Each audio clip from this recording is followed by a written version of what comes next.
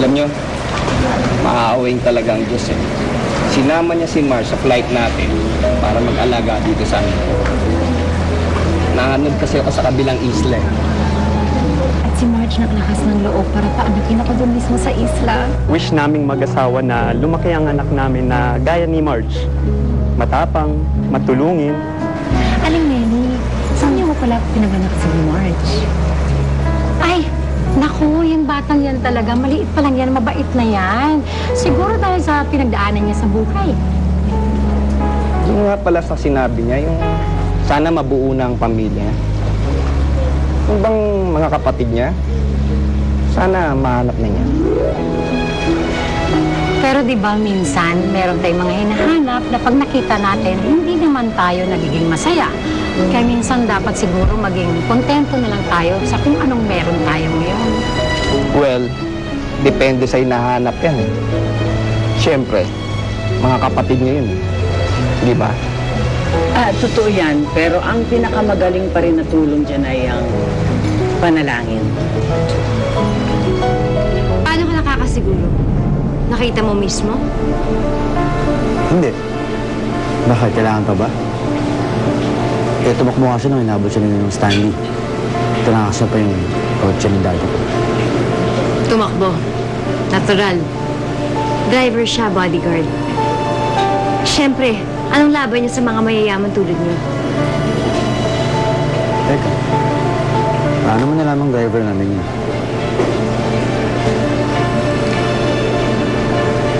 Naalala ko lang.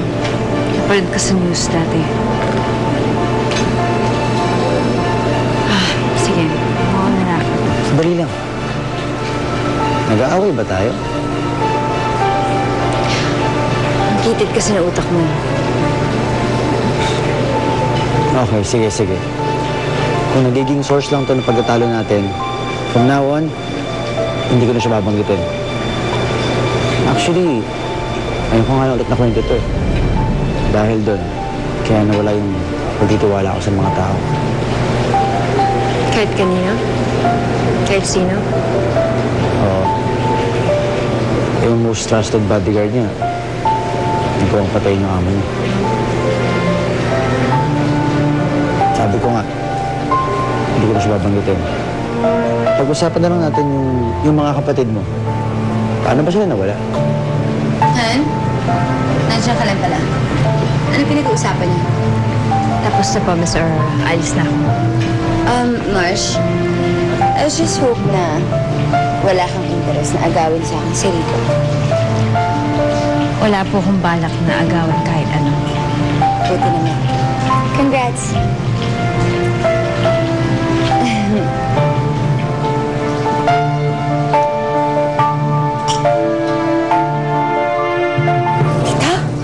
Sarap talaga ng pagkain pang mayaman. Tsaka alam mo, ang dami-daming tao. Tapos ni isa wala akong kilala dun. Ay, tita, mas nakakagulat po kung marami kayong kakilala doon, di ba? Ah, malay mo. Eh, tita, pang mayaman po yung lugar. Asus! Halika na. Nak. Matatapakan ko yung damit mo eh. Di ka rin nag-enjoy, no? Di bale, bawi ka na lang sa susunod. Okay. Tara. So, ano pinag-usapan niyo? Eh, di ba? Will you just let it go? Eh, ikaw, May. You can't let her go. Kanina ko pa siya iniisip eh. Eh, binili mo nga ako ng magandang damit. Siya naman ang kausap ko buong gabi. Well, in the first place, What? wala. Gusto ko talagang malaman. Pinag-usapan namin ng daddy ko. It was nothing. Nothing? Na hindi mo nga ino-open up sa akin yun eh.